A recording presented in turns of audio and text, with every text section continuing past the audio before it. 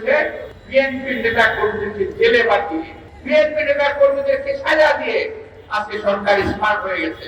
কিন্তু সরকার বাস্তবে কোন স্মার্টনেস বাংলাদেশে আনতে পারে নাই। অনেকেই বলতে পারেন বিএনপি পারে নাই, বিএনপি পারবে না, কিন্তু বিএনপি চেষ্টার কমতি করে নাই। এই সরকার অত্যাচার অন্যায়ভাবে আমাদের আন্দোলনকে নিষ্ঠুরভাবে দমন করার চেষ্টা করেছে, নিষ্ঠুরভাবে আন্দোলনকে দমন করেছে। আমাদের মন্ত্রী সাহেবরা বলেন যে জেলে কোন রাজনৈতিক বন্দী নাই, কাউকে রাজনৈতিকভাবে গ্রেফতার করা হচ্ছে না, সবাই অপরাধী। আল্লাহ মাফ করুন, যদি সেই দিন 1971 সালে যদি আমাদের যুদ্ধ যদি আজকে যদি ওই দিন আমরা জয়লাভ না করতাম, তাহলে আজকে আমরা দেশদ্রোহী হিসেবে চিহ্নিত হতাম।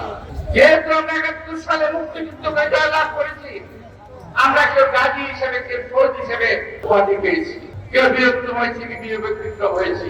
সেই দিন যদি আমাদেরকে, আমাদের দলকে নিষ্পেষিত করা না হতো, যদি অত্যাচার করা না হতো, যদি বোমা দিয়ে মারা হতো, ইনশাআল্লাহ ওই দিন আমরা কিন্তু রাজপথে জয়ী ছিলাম, রাজপথ বিএনপি অধিকারী ছিল।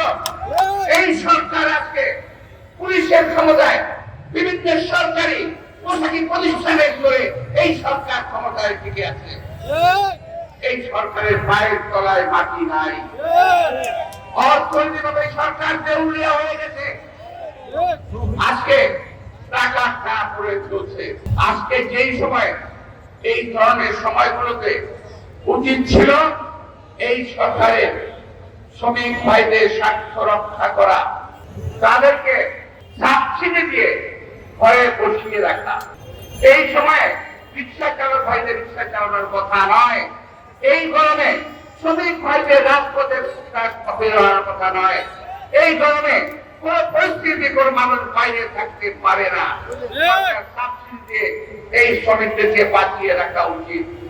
কিন্তু সরকার সেটা করছে না, সরকার করতে পারবে না, কারণ এই সরকার দেশটাকে শেষ করে দিয়েছে, এই দেশটাকে তলাপিলি ছুরি বানিয়ে দিয়েছে।